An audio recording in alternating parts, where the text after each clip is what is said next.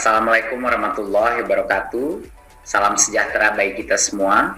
Om Swastiastu, Namo Buddhaya, salam kebijakan, Rahayu. Rekan-rekan media dan para hadirin yang saya hormati, puji syukur Alhamdulillah kita dapat berjumpa pada hari yang membahagiakan ini.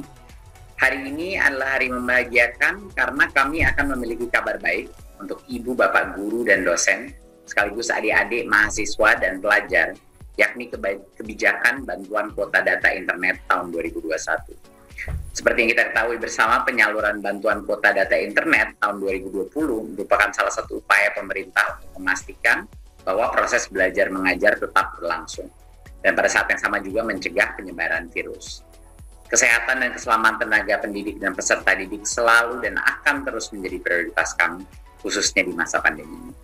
Oleh karena itu kami menyerahkan sepenuhnya keputusan untuk memulai kembali pembelajaran tatap muka kepada pemerintah daerah dan sekolah, dan kami akan terus mendorong pemerintah daerah dan sekolah-sekolah yang sudah memenuhi daftar periksa untuk segera melaksanakan tatap muka, walaupun dengan rotasi dan dengan berbagai macam modifikasi daripada proses pembelajaran. Untuk itu kami juga harus terus berupaya hadir bersama pendidik dan peserta didik di masa transisi ini untuk melanjutkan kebijakan bantuan kuota data internet. Izinkan saya melakukan sedikit paparan untuk mempresentasikan apa program bantuan kuota internet.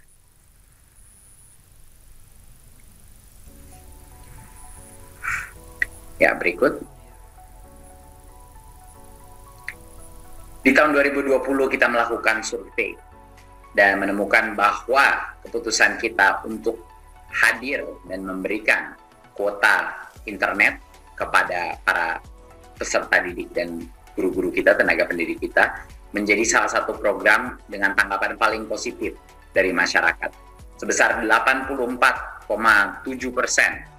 daripada responden menilai bahwa program bantuan kuota internet ini adalah langkah yang tepat dan menjawab krisis wabah corona. Dan sebanyak 85% dari responden menilai bahwa program internet gratis ini meringankan beban ekonomi orang tua dan pelajar mahasiswa dalam membeli paket internet. Kita mendengar banyak sekali cerita dari adik-adik kita yang mendapat kuota internet, walaupun kadang-kadang sinyal sulit, mereka mencari posisi untuk bisa mendapatkan, tapi karena itu mereka dari sisi ekonomi dan orang tuanya jauh lebih memandai, jauh lebih bisa tidak menjadi beban ekonomi keluarganya. Dan tentunya guru-guru juga merasa dengan begitu banyaknya Zoom call, begitu banyaknya kebutuhan untuk berbagai macam aplikasi-aplikasi, guru pun merasa dampak positifnya dengan pemberian kuota ini. Berikut.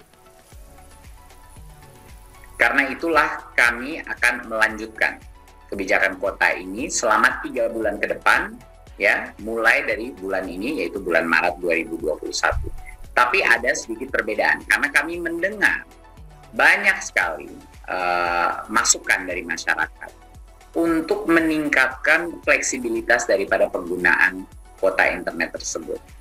Jadi di tahun 2021, kita akan memberikan kuota, tapi dengan giga yang lebih kecil daripada kuota belajar sebelumnya, tetapi kuota ini merupakan kuota umum. Jadinya bisa digunakan untuk mengakses seluruh laman dan aplikasi, kecuali aplikasi-aplikasi yang diblokir, yaitu kebanyakan aplikasi-aplikasi seperti permainan atau untuk game, dan juga sosmed seperti Facebook, TikTok, dan misalnya Instagram. Tetapi kabar gembiranya adalah karena sekarang kuota umum, YouTube sudah masuk ke dalam kuota ini dan bisa digunakan. Karena kami mendengar dari banyak guru dan banyak murid-murid bahwa materi pembelajaran banyak dari YouTube juga. Jadinya ini kabar gembira, walaupun volume gigabyte-nya tidak sebesar yang sebelumnya, tapi penggunaannya jauh lebih fleksibel. Jadi kami mendengarkan semua masukan dari masyarakat, dan ini adalah modifikasi yang kita lakukan sehingga kita bisa mencapai titik tengah di mana cukup giganya tetapi kualitas penggunaan dan fleksibilitas penggunaannya dimaksimalkan sebesar mungkin. Untuk peserta didik PAUD sebesar 7 giga per bulan, peserta didik jenjang dasar dan menengah 10 giga per bulan, dan pendidik PAUD dan jenjang pendidikan dasar dan menengah sekitar 12 giga per bulan. Ini untuk pendidik, untuk para guru-guru, dan tentunya untuk mahasiswa dan dosen sekitar 15 giga per bulan. Nah, bantuan ini disalurkan setiap bulannya dari tanggal 11 sampai 15 setiap bulannya. Jadinya untuk yang pertama itu akan bulan ini sekitar tanggal 11, penyaluran pertama akan terjadi selama 3 bulan ke depan. Dan semua kuota itu berlaku seperti biasa selama 30 hari sejak kuota itu diterima. Jadinya ini adalah kabar gembira, dan kami melakukan modifikasi dari yang sebelumnya berdasarkan berbagai macam masukan dari masyarakat yang menginginkan jauh lebih besar fleksibilitas dalam penggunaannya. Tentunya semua aplikasi seperti Zoom, Google Classroom, dan lain sudah pasti termasuk dalam ini. Ya, yang benar-benar kita keluarkan atau dikecualikan adalah yang khusus untuk entertainment, yang khusus untuk hal-hal yang tidak berhubungan dengan pendidikan, itu yang kita kecualikan. Berikut, siapa yang berhak menerima bantuan kuota ini? Jadi pastinya semua yang sudah menerima kuota pada bulan November dan Desember 2020 dan nomornya masih aktif akan otomatis menerima bantuan kuota pada bulan Maret sekitar tanggal 11. Mereka akan pasti menerima. Jadi kalau sudah pernah menerima, pasti akan menerima lagi. Nah, kecuali ada beberapa pengecualian. Yang pertama adalah kecuali bagi yang kemarin diberikan tetapi penggunaannya di bawah 1 GB. Artinya memang tidak digunakan data yang diberikan karena berbagai macam alasan. Jadinya itu tidak akan diberikan bagi yang penggunaannya kemarin tidak digunakan datanya. Yang kedua adalah pemimpin satuan pendidikan tidak perlu lagi mengunggah SPTJMN lagi untuk bagi yang sudah menerima bantuan pada bulan November dan Desember 2020. Berikut. Nah, bagi yang nomornya berubah, nomor HP-nya berubah, atau belum menerima kuota sebelumnya, mereka hanya akan baru bisa menerima bantuan kuota di bulan April 2021. Ya, tidak bisa menerima di bulan Maret. Ya, kalau misalnya nomornya berubah atau belum pernah menerima kuota sebelumnya. Jadi calon penerima pelapor melapor kepada pimpinan satuan pendidikan sebelum bulan April 2021 untuk mendapatkan bantuan kuota. Jadi dipastikan untuk preparasi bulan April bahwa yang belum mendapatkan segera laksanakan dengan pimpinan satuan pendidikan dan operator. Dan pimpinan operator di satuan pendidikan ini tinggal mengunggah SPTJMN untuk nomor yang berubah atau nomor yang baru ya pada laman website kita dan tentunya di PDDikti untuk yang pendidikan tinggi. Berikut. Persyaratan penerima bantuan kuota internet di tahun 2021 masih sesuai dengan Peraturan Sekjen Kemendikbud nomor 4 tahun 2021. Ya, peserta didik dan pada PAUD dan jenjang pendidikan dasar menengah harus terdaftar di Dapodik dan memiliki ponsel yang aktif.